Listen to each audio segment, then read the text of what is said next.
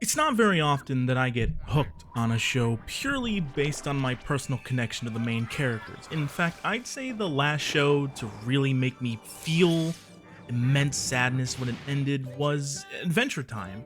Because I was in middle school when it started airing, and by the time it was over, I was starting my first semester of college. I really felt like I grew up with the characters because I literally went from a child to a young adult watching the characters grow and change with me. Then the Owl House came along.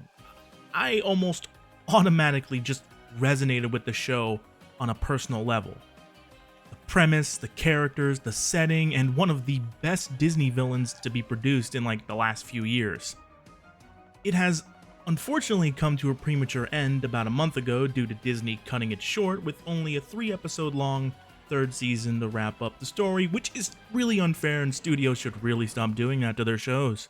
So I'm going to relive the show and rewatch each and every episode because I'm hopelessly nostalgic. So join me on this ride as we start from the beginning with episode 1. A Lying Witch and a Warden, which sounds like a play on The Lion, the Witch, and the Wardrobe, is a fantastic start to the series. It starts off with our first look at the Good Witch Azura as she battles Gildersnake, and we get our first catchphrase. Now eat this, sucker! That'll be important later. We're then introduced to the main character, Luz Noceda, an eccentric 14-year-old girl whose out-of-the-box antics have landed her in the principal's office yet again. They go over some of the things she did, and to be honest, most of them are pretty harmless, except for the spider breath. Ugh.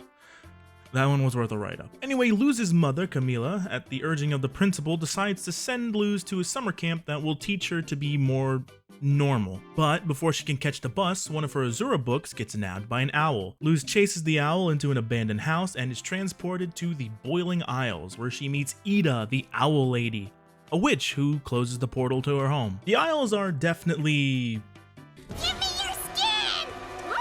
not your typical magical place, but that's exactly what makes them so appealing. They're different. Ida makes a living by selling oddities from the human realm, which is super illegal, and they're busted by the Emperor's Guard. But like a true criminal, Ida just says, "Cheese it!" and they make a break for it on her magic staff. Already the show's humor is on full display, and I love it. A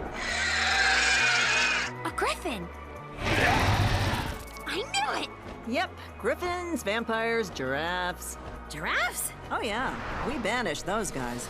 A bunch of freaks. Ida agrees to let Luz go home if she does her a favor, and we get the iconic line, Welcome to the Owl House. We also get introduced to Hooty, a demon? House guard? House demon?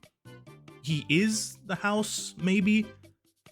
I'll be honest, I don't really know entirely what Hooty is, but he's funny. Fun! Ow! Hoot! We also get introduced to The King of Demons! Angelito! I would also hug and cuddle King because he's an absolute cinnamon roll. They'll send Luz home if she helps them bust into the Conformatorium, a magical prison for the undesirables of witch society. If she can steal the crown of power and escape, they'll send her home. We meet some of the prisoners and they just seem a little weird, but not exactly criminal. Except Tiny Nose. She's a menace.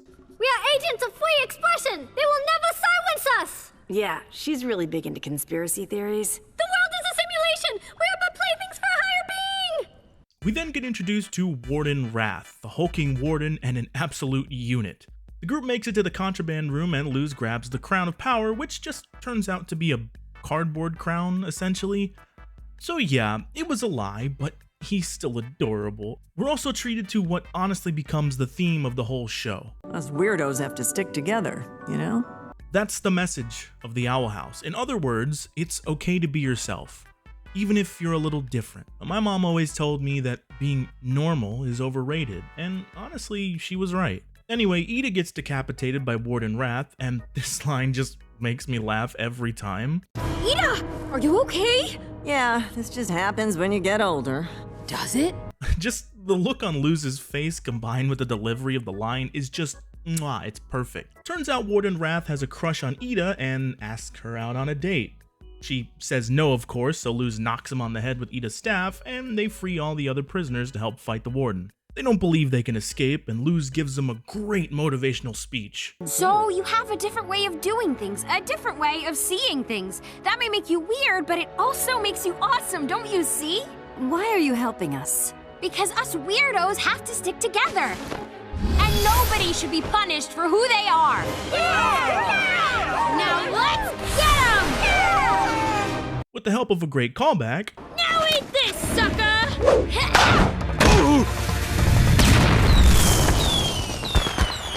they send Wrath packing and escape. Ida tries to send Luz home, but she decides to stay and become a witch because magical adventures are way better than some boring conformatory summer camp. Ida agrees to teach Luz how to become a witch, and with that, we have ourselves a show.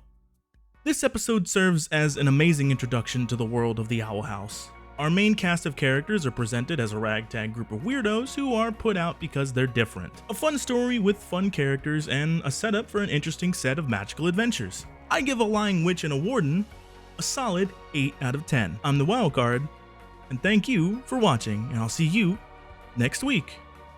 Peace. Oh, actually, bye!